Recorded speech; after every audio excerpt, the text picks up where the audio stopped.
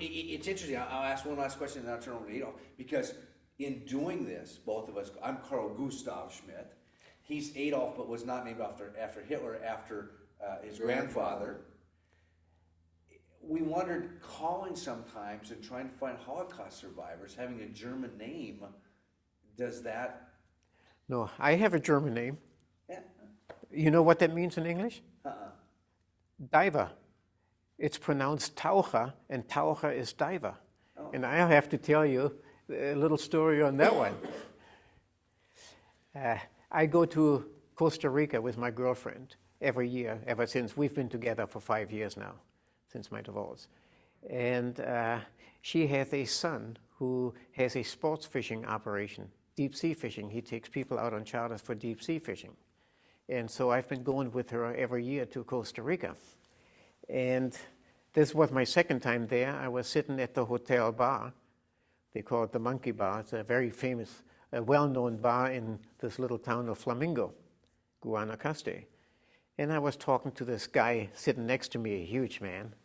And he speaks a real German brogue, asked me, "Where are you from?" I said, "I'm from Seattle, and you must be from Germany."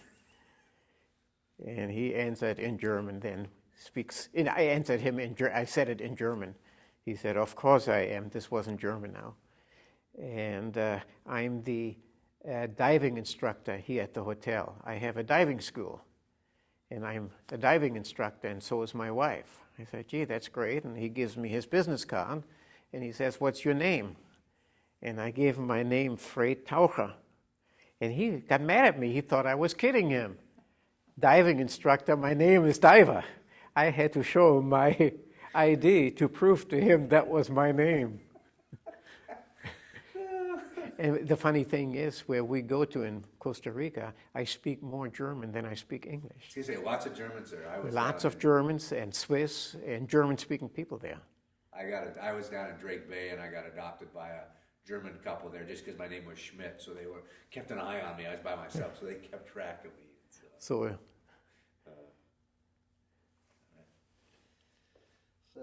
it's just what occurred to me while I was sitting back there. What I was curious about, when you were 5, I remember there's a friend of mine from grade school, and he was the first Jewish kid that I knew.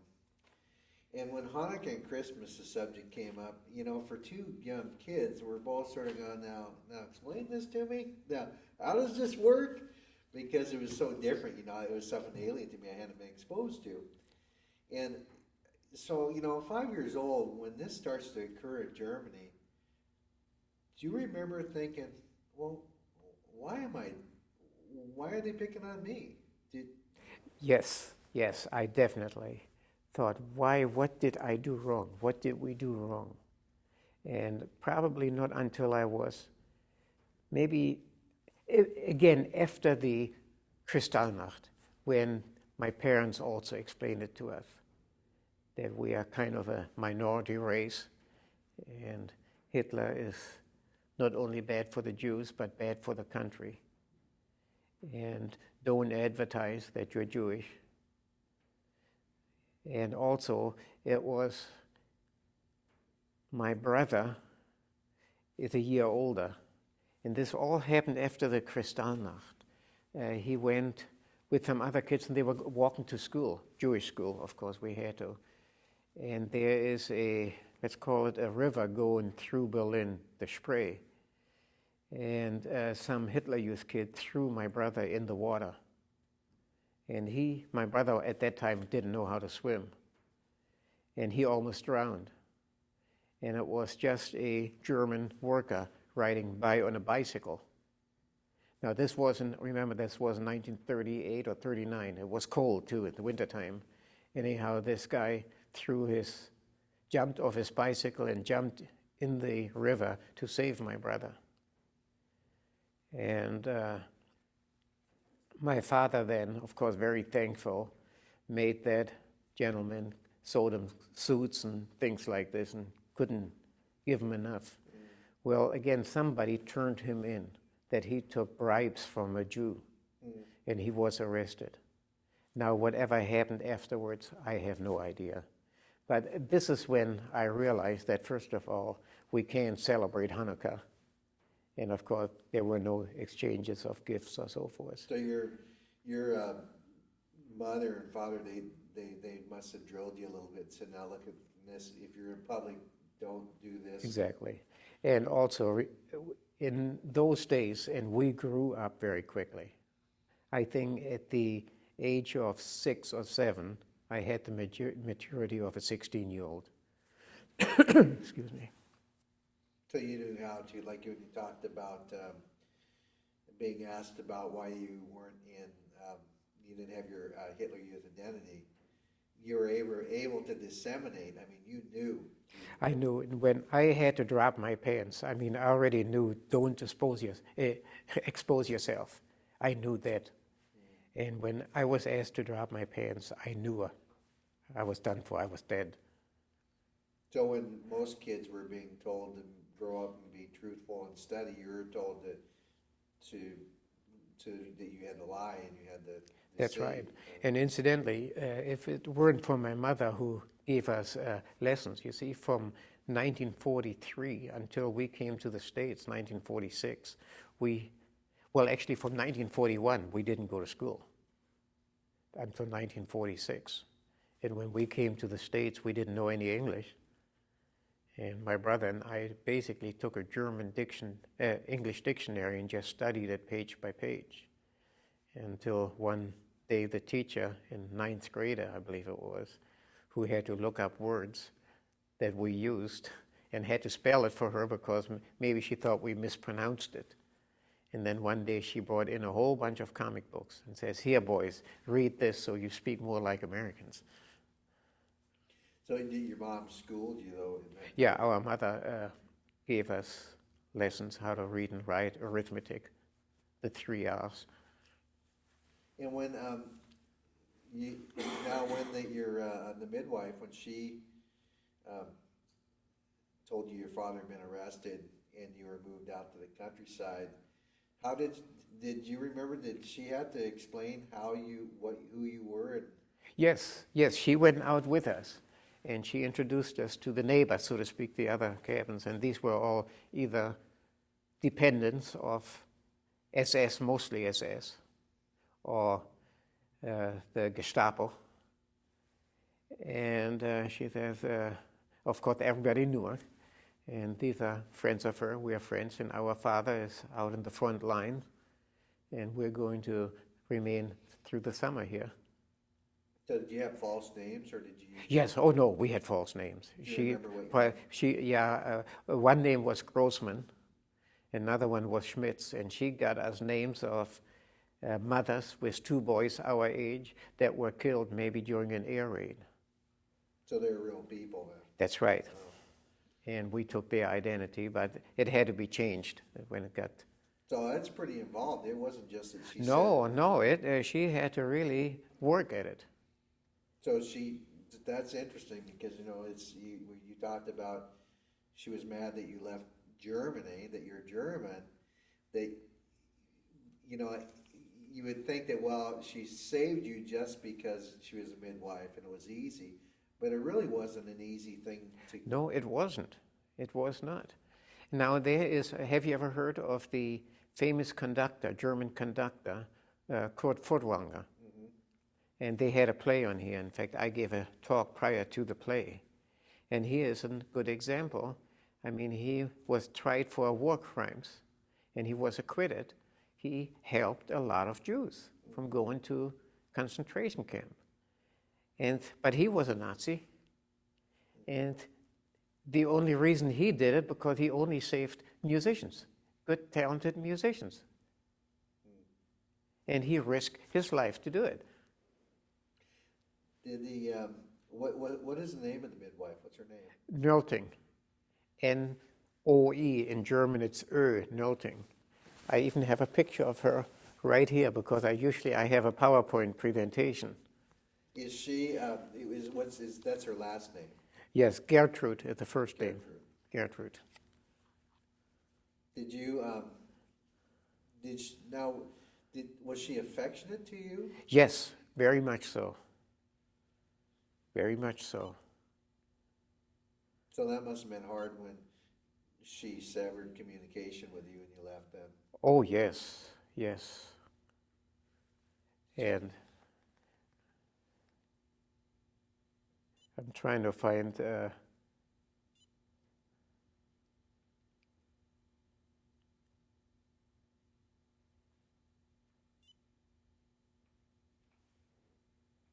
I guess it's too small. I can't get the picture on here. Oh, we'll have a copy to look at it. I have it on my computer.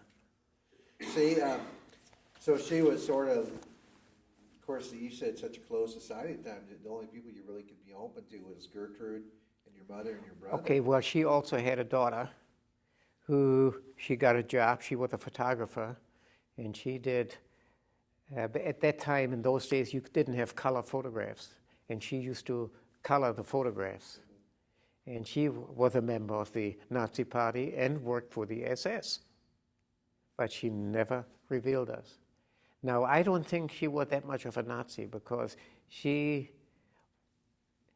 tried to and talked with us and was very friendly, even after we told her mother that we were going to the U.S. She still was friends with us.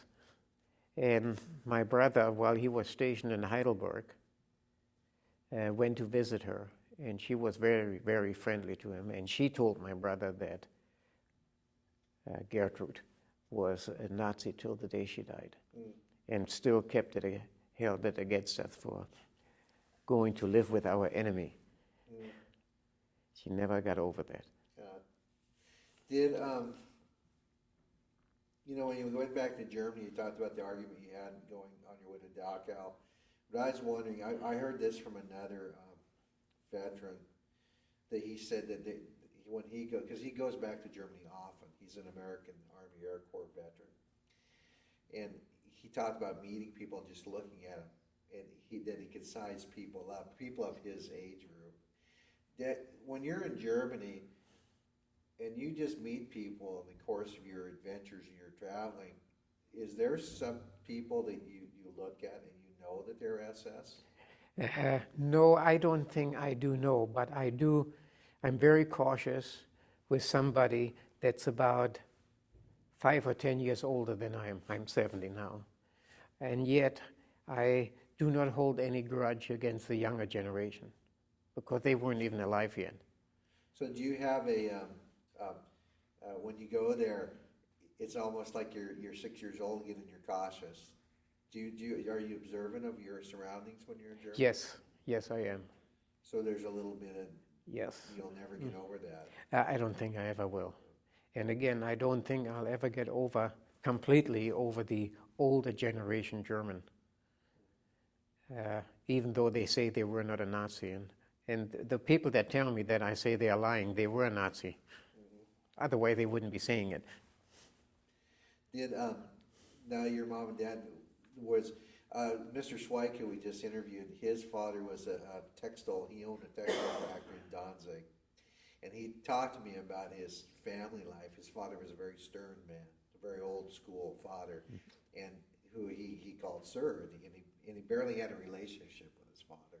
Was your father, was he an old school stern father, or was he really involved with you? He was involved, and he'd do anything for us two boys.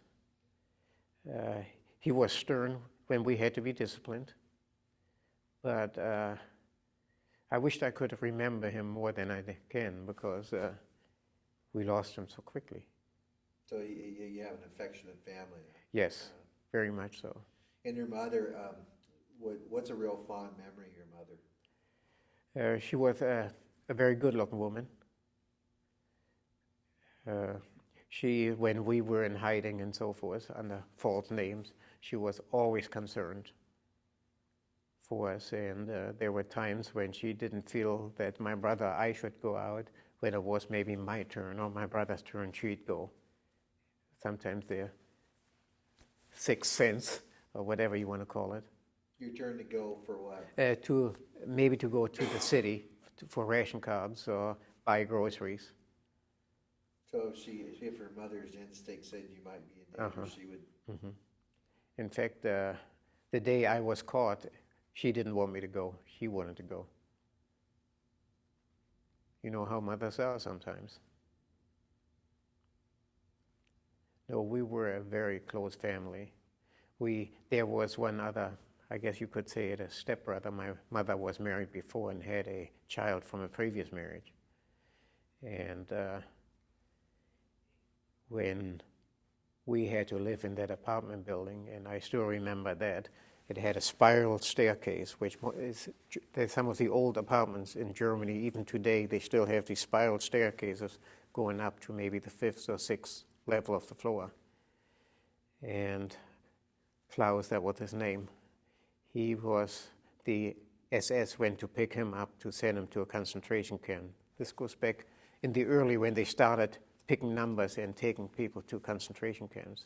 And he knew the SS was going up to get him, and he went right in the center of the staircase, head first, dove down to commit suicide rather than go into a concentration camp.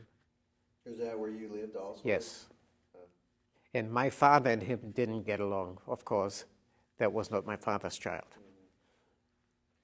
Did your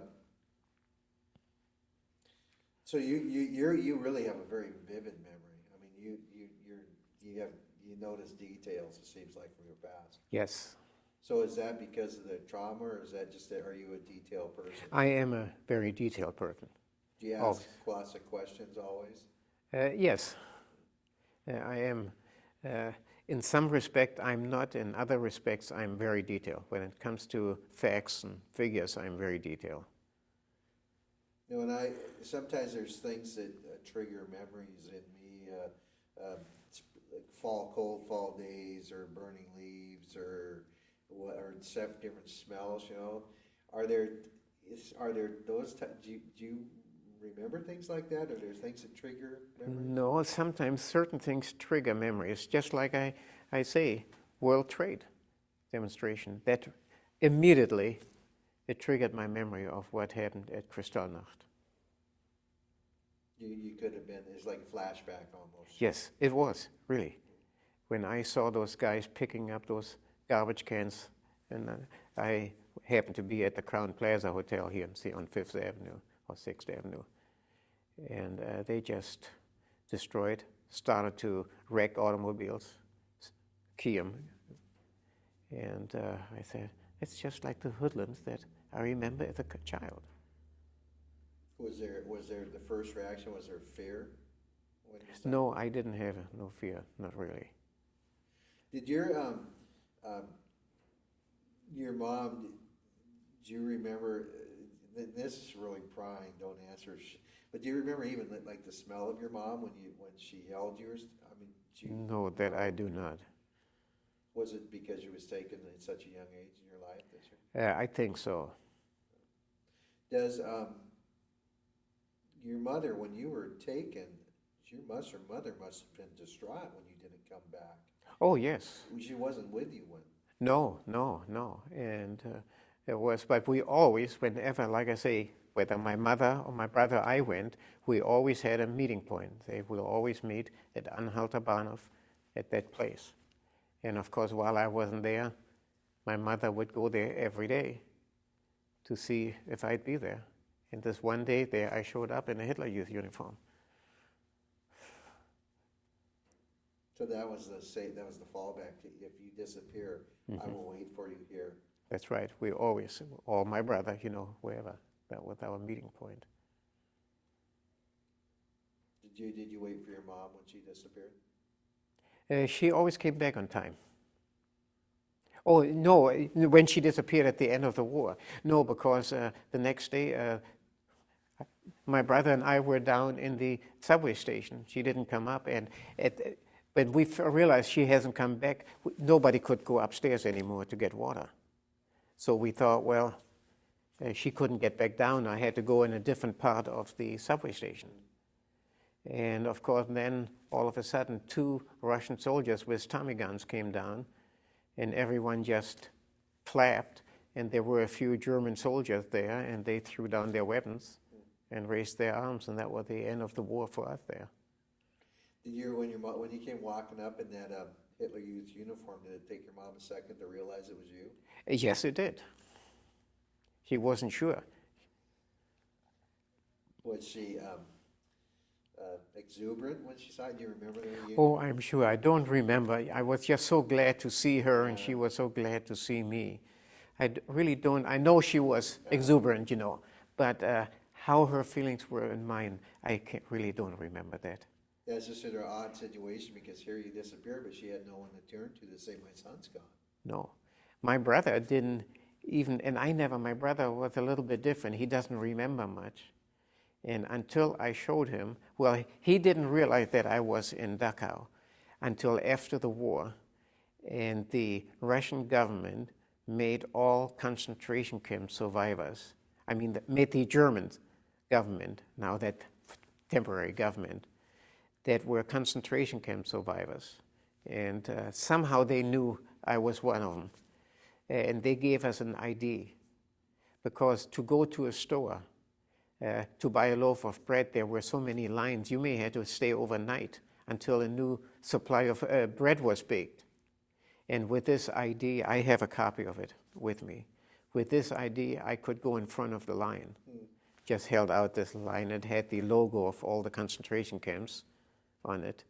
And even we could then go later on, go in first class in the trains. But my brother didn't realize that until I received that ID card that I was in a concentration camp. That was the East German government did that. Is that who did No, at that time it was still one Germany. just one Germany. It was after the war in 1945. Oh, and things when there still was a big shortage, is that? Oh, of everything, even in 46. Did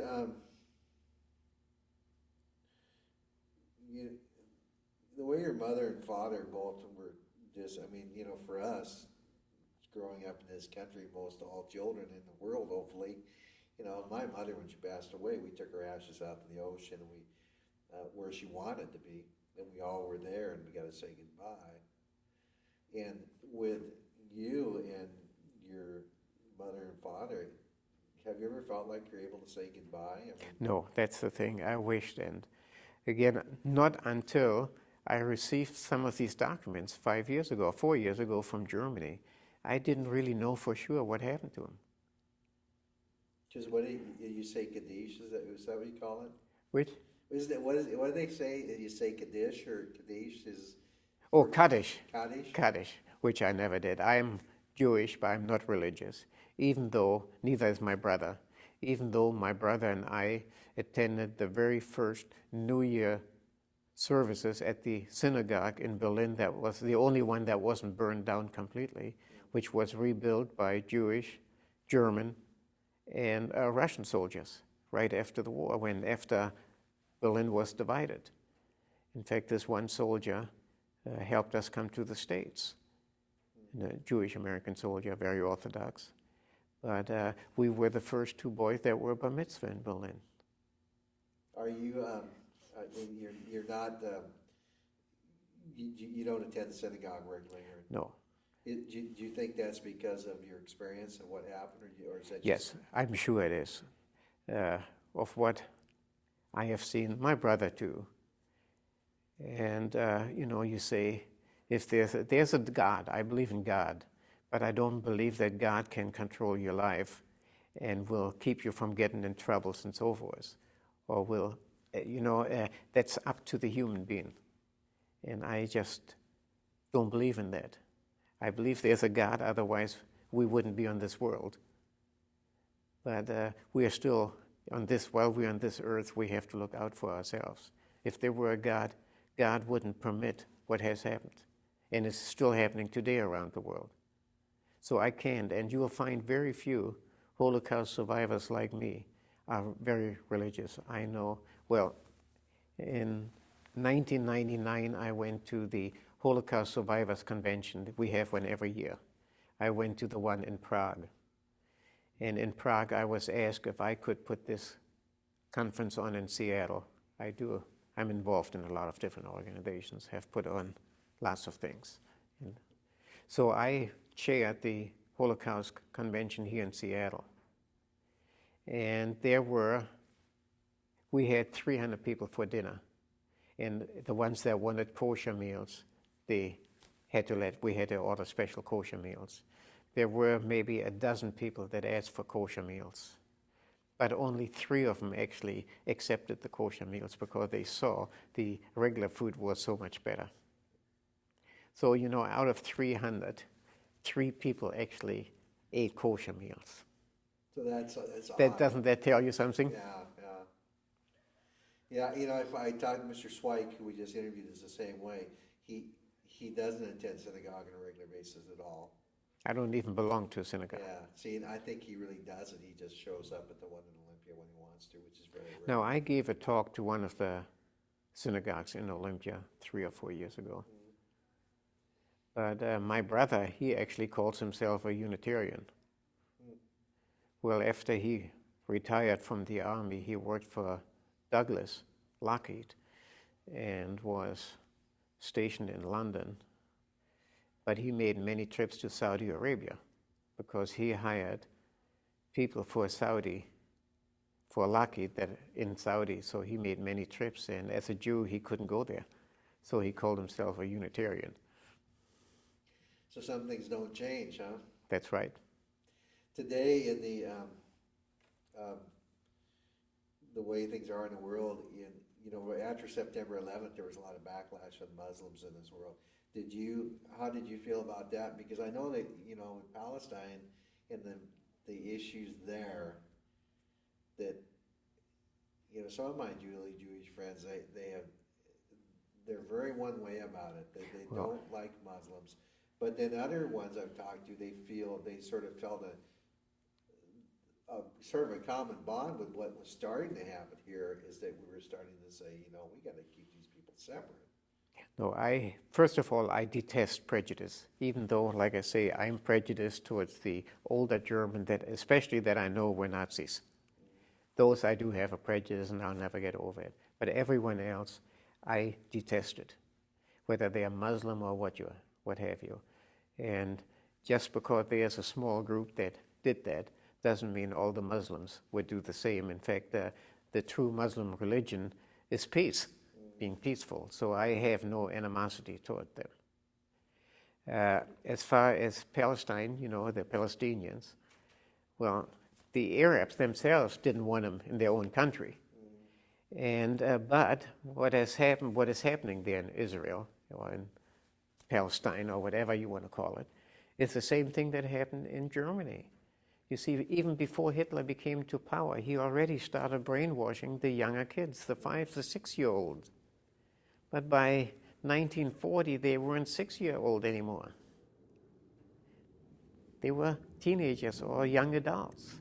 And of course, they grew up to hate Jews. And this is what's happening in the Saudis. They don't teach Jewism.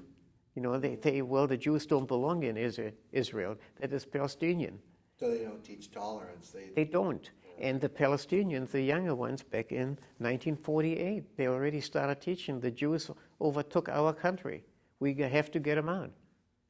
They, so you sort of see a reemergence of hatred, do you? Right. Well, you asked me earlier, could it happen again? I said yes. And you see it right there. Do you, we were fortunate. My mom was 73 years old, and even though I personally was so similar to my mom, we used to argue a lot, but in reality, I think I probably was the closest child to her. And so I think of her often, like, 'cause she is really there for me, even today that she's gone. Does losing your mother so violently and so early in your life, is she sort of locked there in your life at that, the way she was? Or? Yes, pretty much so. I really never knew her. I was so young when I lost her. Is there a marker somewhere in the world for your mom? No. Neither for your dad? No. Is that a hard thing? Well, I had it when I went to the convention in Prague. They had special tours to Auschwitz, but I can't go there. Now, I visited Dachau. I visited the SS headquarters because I was there. But Auschwitz, I've lost so much of my family there, so many of them. that I can't visit that. And there's one other place, though, that I've been to that I cannot go through. Have you ever been to the Holocaust Museum in Washington, D.C.? Well, if you were to go there, it's different stories, and there's one level, I think, it's in the 3rd floor, where they have one of those cattle cars, and you have to go in one and come out on the other side to get through, or you have to go clear around. And I have been to the Holocaust Museum many, many times. I cannot get myself to go through that train. I mean, I go through there and I can see the whole thing over again. The people, the dead people, the smell. I can actually smell. I mean, it was packed like you pack cattle or chicken. And just think, no sanitation. So 60 years later, it's to you. It's yeah, I cannot go through there. Is there a lot of memories like that when you? Fortunately, not a lot.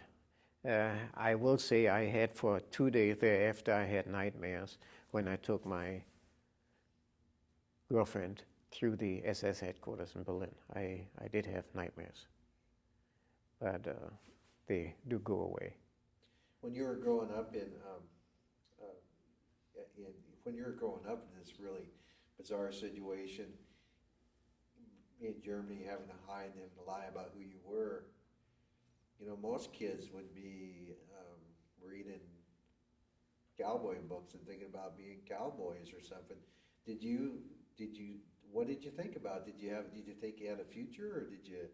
We never gave that a thought, I think. At least me. I shouldn't even talk for my brother on that. I just thought survival. And waiting for the war to be over and our father to come back home. I thought of that, and playing, that was just out of the question. And of course, like when we lived out at that summer home, we had our school bags, and every morning, the kids that were there went to school. Well, we left right around the same time, or maybe a little bit behind, but we never went to school. We lived on going to the forest and picking mushrooms. We lived on mushrooms quite a bit. That was our main meal. And my brother and I both, young as we were, we knew every edible mushroom. So you were play acting. That's right. And then when it was time to go home, we didn't have watches, but you could tell in the lights and so forth. And then we'd stay at the edge of the forest and see if the kids were slowly coming back home. Fortunately, people went to different schools, and then we'd go mix in. But we hardly ever played. And most of the kids over there didn't really play much. Why was that? I don't know. Did you have moments of joy in that period, those years, or? Very little. I don't think we smiled much. You grew up fast. What about birthdays? What were those? Occasionally, yes, Mrs. Nelting, she'd bring us some small thing, maybe a piece of clothing, a new pair of socks, if she had it. Or she'd bring some pastry. Things were pretty bad in Germany anyway. Yes, yes. But she had more than the average German. Did you think that, you talked about the conditions that allowed for a Hitler. Looking back, I think our government especially learned a lot between the wars about how to deal with defeat. But Germany was sort of destined for bad things because of the Treaty of Versailles. Because the only thing was so punitive because didn't it drive Germany into a real deep depression? Oh yes. And then that was sort of wasn't that sort of the fuel for allowing a disease like this to grow? Oh yes. Because they preyed on hard times and bad luck, isn't it? That's right. So the way that we handled things afterwards, who do you give credit for the successful peace that we waged after World War II? Is it us or the Russians or the British? No, definitely not the Russians. No. I think the U.S. and Great Britain. I definitely do. but not the French or the Russians. Of course, I don't trust the French. So why don't you trust the French? Well, I do know of a lot of Jewish survivors that were turned in by the French, that they thought were friends. So there's a lot of anti-Semitism. Yeah, and still is today. Oh, really? I was in Paris 2 years ago, and I can feel the anti-Semitism there. Do you, you don't go to synagogue, but when you travel, you're sort of careful about letting people know that you're German. But do you, or that you speak German? But are you careful about letting them know that you're a Jew? No, I let them know. So that you don't have a... No. Okay. But again, I feel I can handle myself if somebody wants to get violent with me. So if a Frenchman's going to be a bigot, that's fine. Mm-hmm. Let him be. I can't, and don't have any intentions of changing his life as long as he leaves me alone and doesn't bother others like me. And, now you were in Berlin, you were right in Berlin through the end of the war and Yes. then after. Yes. And the last days of Berlin was devastated by our bombing. Oh, yes. But if it hadn't been for bombing, I know I wouldn't be alive. Not just Dachau, just surviving there, because that's how we received false ID. And I've had many a times I've met an old pilot, since I am an aviation enthusiast and an aircraft owner and pilot. I meet other pilots that have flown bombing missions throughout Germany, and I tell them I was there during the war. Oh, I'm sorry that we bombed you. I said, hey, don't feel sorry. I'm glad you did. Yeah, it's interesting to think about that it was that because of the death you get an identification. That's right. Did the kids going to school? Did they? It's sort of like one hand didn't know what the other was doing. Where you would leave the school but you might maybe go to a different school. Do you think the children were aware that? Do you think anybody in that neighborhood ever sort of suspected that? No, Really? no, I'm positive they never died. You think you would not have survived if they had suspected? I think we would have been in trouble. Yes. And again, you see the main reason we didn't go to the school because of physical education that was required. Then everyone had to take a bath afterwards. That would have given us away. Did the last final week of when things really, really were at the end, was in Berlin it was 24 hours a day of the Russians were coming and shelling and bombing. Mm-hmm. And so were you in the bunker for a long time? Well, I would say from almost immediately after I got back to Berlin, we no longer stayed in any house. We were pretty much living in the subway tunnel.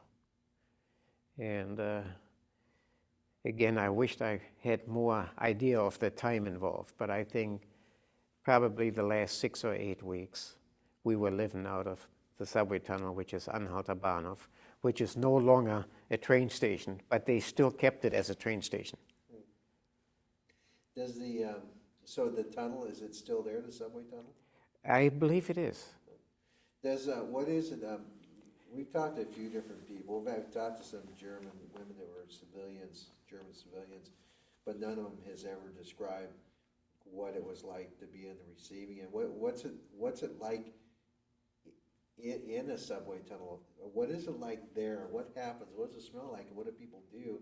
And what do you hear as bombs are dropping down below ground like that? Well, the subway tunnel, again, I think this is why so many Germans chose Anhalter Bahnhof as being the subway tunnel, because it was deeper down and it was pretty much known it would be bomb-proof.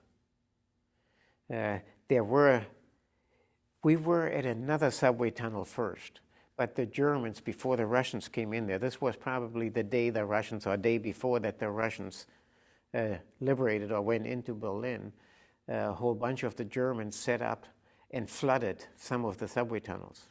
And we had to go out and then walk in between shellings, and you saw dead soldiers and Germans and all throughout, dead bodies. and then went into Anhalter Bahnhof. And down there, you could hardly hear you couldn't hear any shelling once we were in the Anhalter Bahnhof. Were there lots of people down there? Oh yes, they had the trains in there, and people were sitting or lying on the floor because the seats were all taken. So was it just quiet, or were people tense, or? Tense, quiet. Then there were I remember some real fanatic that said, well, Hitler has a secret weapon and he'll be using it pretty soon and chase them all out. So there was lots of conversation. People Right. knew it was the end, correct? Oh yes, and most of the women were knitting. And of course there were no men there. In fact, I even remember the German officers, and I'm pretty sure they were SS, coming down, and any men, they made them go upstairs. And even if they were foreigners, in other words, not Germans, and some of them were probably enemy aliens, they gave them weapons and tell them shoot the Russians, and then they shut the Germans. I mean, I know that happened. Did did your mom worry about you being taken upstairs? No, we were too young then. And again, both of us my brother and I looked very young. Well, I still had to show ID when I was 30 years old to buy a beer in a tavern. Did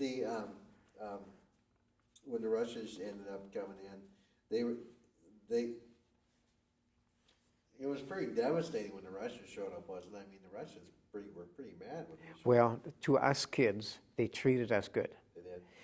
And again now, remember, I was 12 years old, and I saw the Russians raping women. I didn't know what that was at the time, but I saw them tearing off the clothes in daylight in top places in Berlin and just raping them right in the middle of the street. And that's what they did. And then some of the younger women would dress themselves up like real ugly old women. But the Russian soldiers got wise to that. And but they also, you said that they actually they put you in a truck. yes. Mm-hmm. And what were the purpose of? To raise us as Russians. You see, my brother and I, when they came in, this is before the Allies went into Berlin, and we showed them, we knew Berlin so well, and we showed them how to go from point A to point B. And then they picked up other Russian soldiers, and then they put us in the back of the truck and says, we're going to go to Russia with them. And that's when we jumped out. Sort of adopted you, huh? Mm-hmm. You didn't speak any Russian? We learned Russian. Both my brother and I were able to speak enough to really communicate in Russian. But and the same thing, some of the Russians were really Polish. But Polish and Russian is very similar. And I used to be able to communicate in Russian and Polish, but I've forgotten that. Now, you were there for about a year, were you, before you immigrated, or? Well, the war was over, I think, in May 1945, and we came to the U.S. in September 1946. Now you were orphans. Yes. Incidentally, we lived with the Russians until Berlin was divided, and then we lived with this midwife. So she still was part of your life? Oh yes, not until we told her, which was about a month before. Well, we lived for a while. After the war, the British had a recuperation camp for survivors, not just concentration camp survivors, also kids that lived in hiding like us and so forth. And they had a camp, they took over an old German army camp in Lüneburg, about a 3-hour drive out of Berlin. And they invited us for recuperation. They gave us physical exams and fed us back because every one of us was way underweight. And we were there we were supposed to have been there for 90 days, but we were there for only 1 week. Because just before we went to that camp, we applied through this one American soldier that got us the visa, helped us get the visa. But that's quite another story. You can even read that on the website. When I went to the university, to the Holocaust Convention in Prague, we had workshops. and you gave your story, how you survived during the war. And while I was giving my story in this room, this lady next to me, she said, "Were you in Lüneburg?" I said, "Yes." "Well, you have a brother. You were both in Lüneburg." I said, "Yes." And she went hysterical. I mean, she just lost her mind.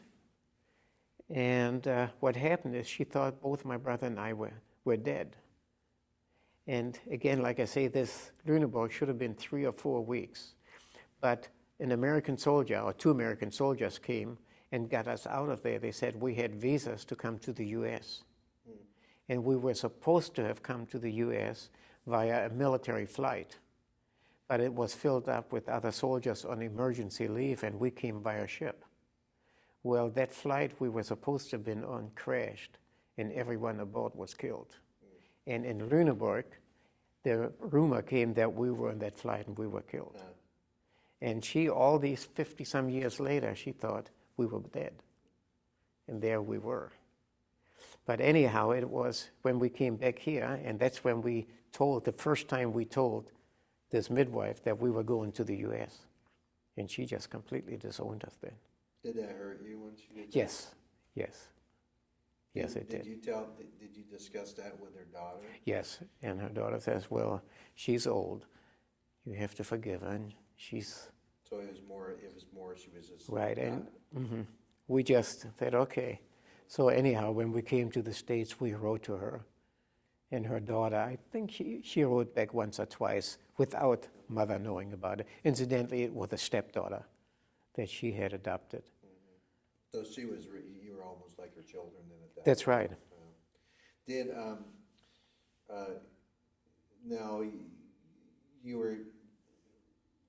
Berlin fell, the Americans did not come into Berlin because of the agreement with Stalin. Yes, that is one thing that a lot of Germans were surprised. They expected Americans to come into Berlin. But they stopped at the Rhine. Is that what I believe so. And that was an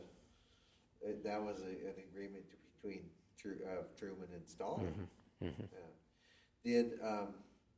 Now, when was it that they partitioned the city? You know, I don't remember when.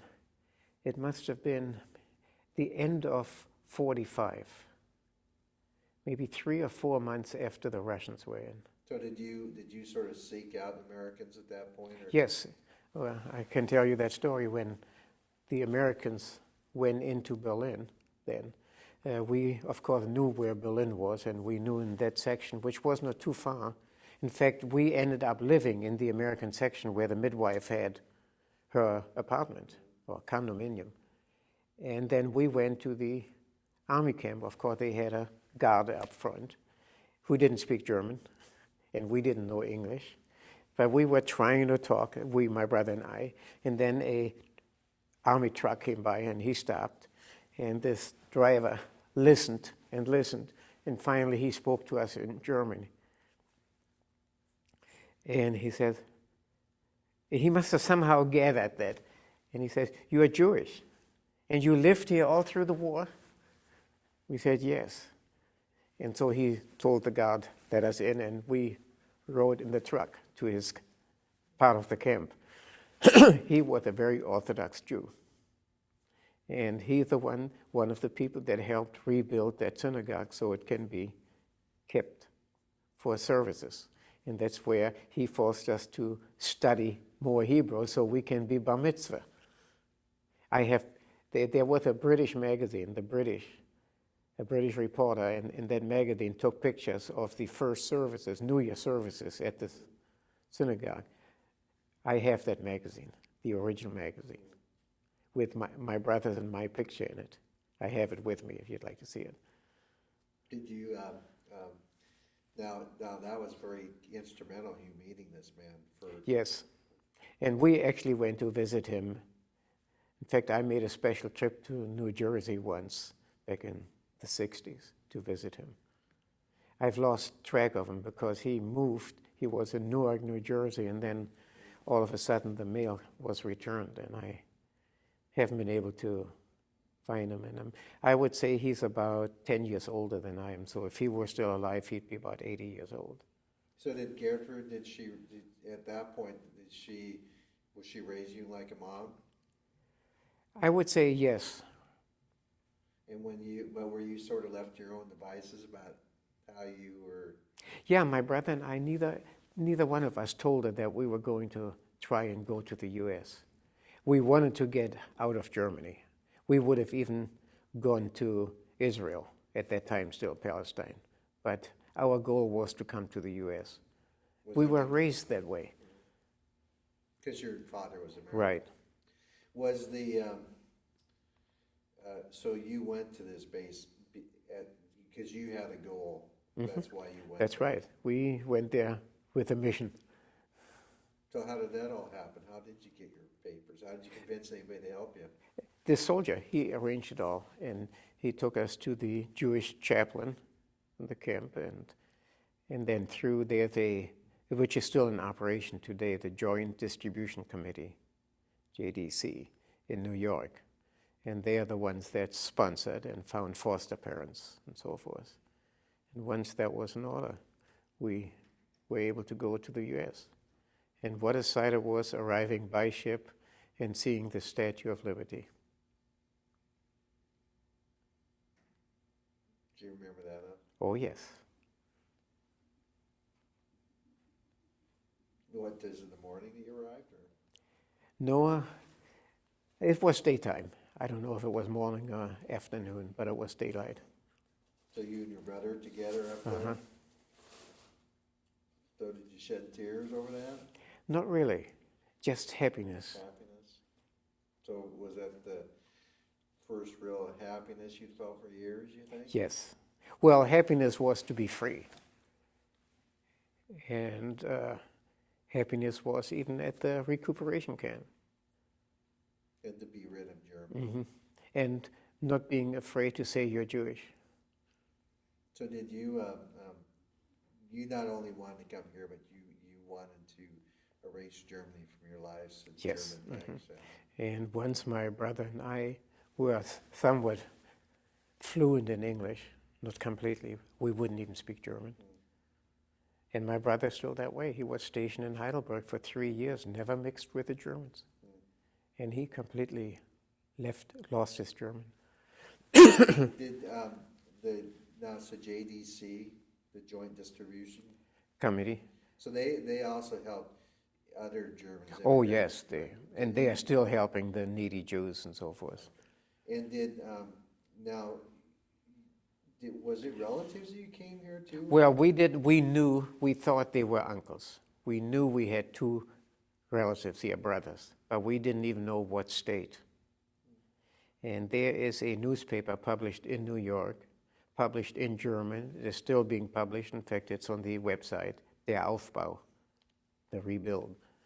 And the Joint Distribution Committee says, okay, we'll put an ad in the Aufbau since you say you're uncles. At that time, we still thought they were uncles.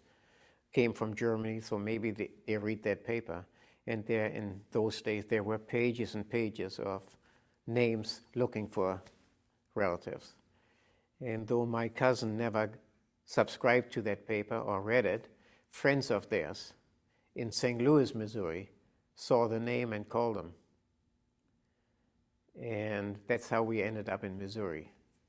Had you ever met him before? Oh yes, they were from Breslau, which is now Wrocław, and this one cousin had his pretty well-to-do, and he had his car, and he used to drive to Berlin and visit with us, always bring us toys, and we had taken the train and visited him when, that goes back to 1939, 1940, when Jews could still travel at unlimited times.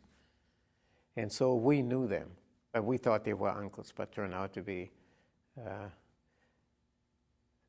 kids from my father's brother, cousins, on father's side. Is that with all the, there's a couple different questions, but one, you sort of, after the war, you sort of assembled your family and your life from what was left in the devastation. I mean, it's like, was that your only family that you had? The two cousins, right? And my brother and I, we're the only ones in our family that really survived. So you became sort of so you almost sort of came together as family. Then. Right, these were two brothers, and the first 2 years in the U.S. we lived in Kansas City because there was no woman in the household, and they lived at the YMCA in Joplin, Missouri. And we lived with foster parents for the first 2 years, but then they had an aunt who was in Palestine, and they brought her over here from Palestine. And then they bought a house, and now there was a woman in the family. And that's when the social services would let us live with our cousins. And we went 2 years in school in in Kansas City, and then finished high school in Joplin. Oh, you got this for me? Yeah. Good, thank you. I just getting very dry. You just pop that clear top off. There we go. And you pop the white one up. Right.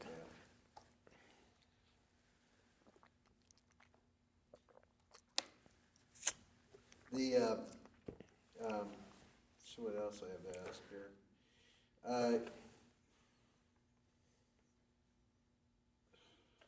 There's some other question. It says 48 years old. I can't remember anything.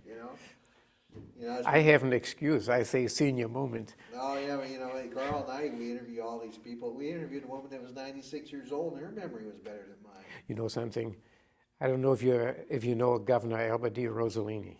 I know of him. Yeah. Well, he's a very close friend of mine for the last 30 years. I have lunch with him about twice a month. I had lunch with him on Wednesday.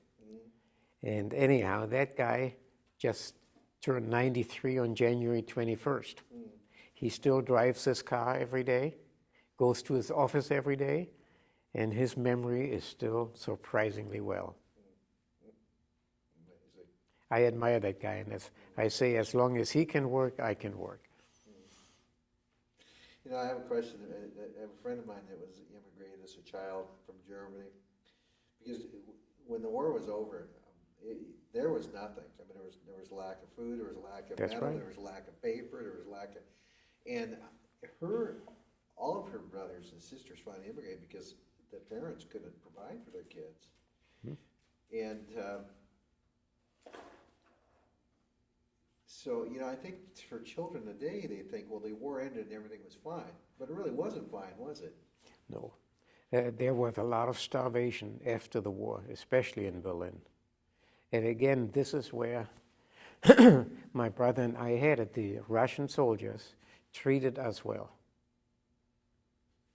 So they helped you. They gave us food. We ate the regular Russian army food.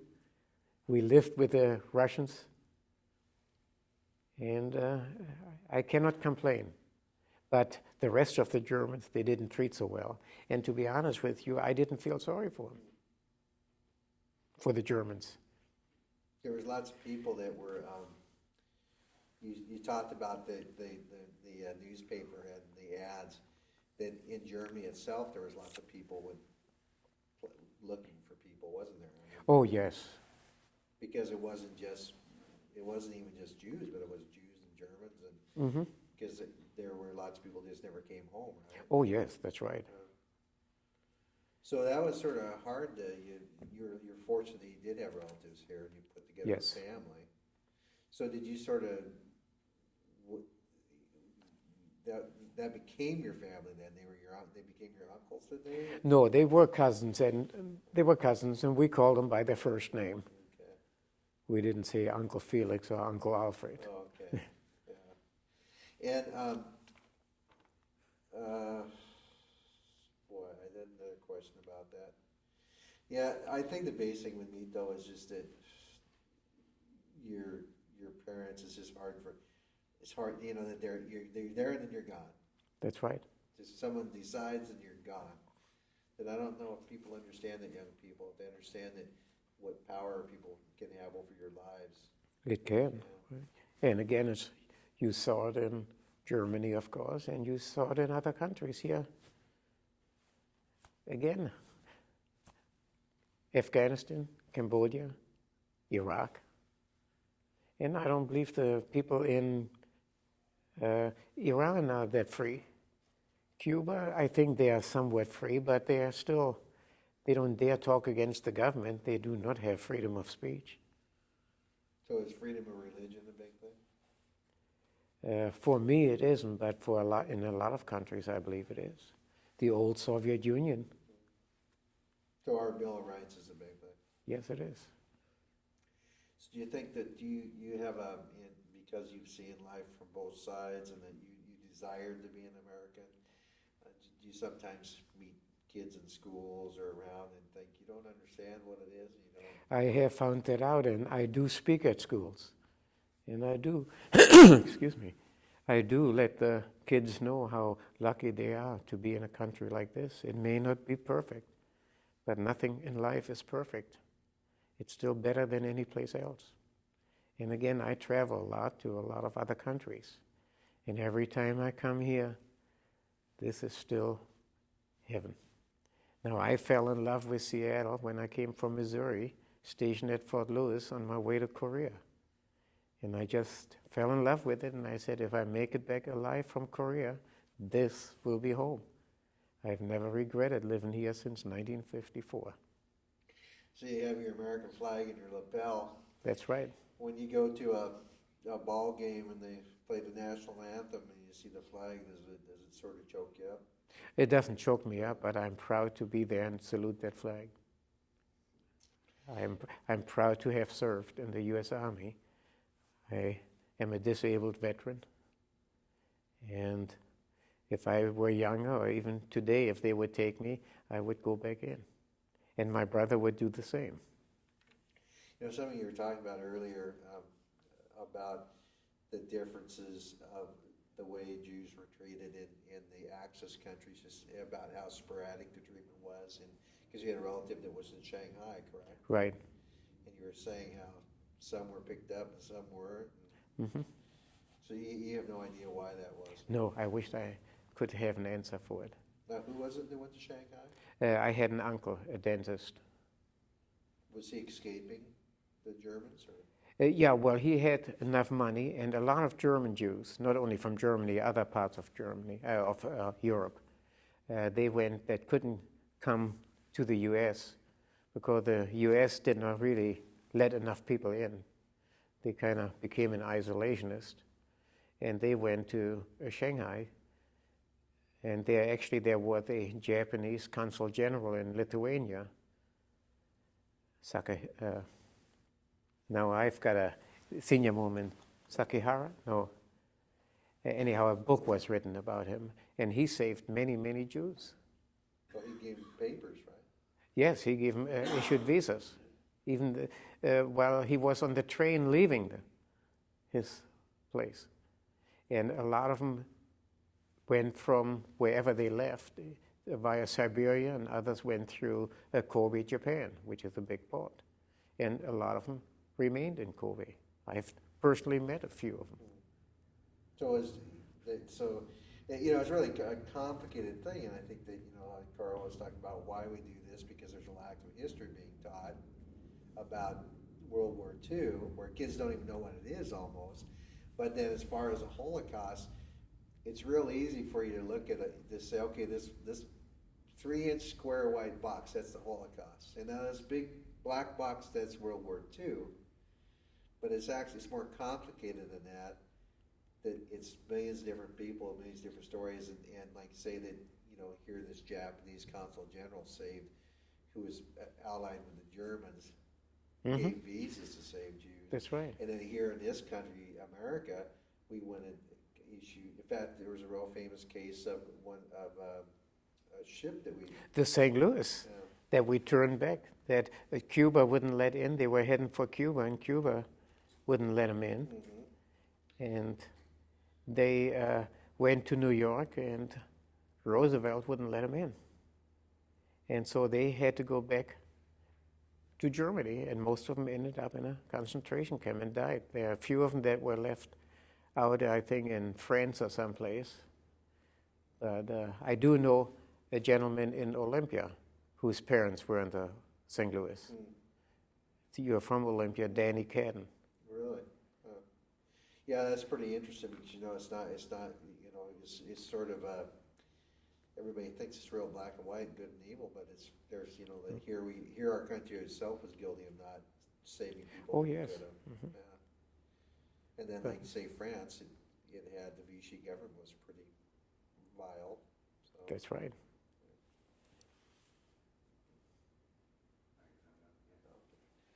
Well, I want to thank you. We're at the You're end of our welcome. tape here, unless Carl's got something he wants to ask. Let No, me. I've just been back here listening and fascinated by. I could probably spend more time if I had time to get over this memory.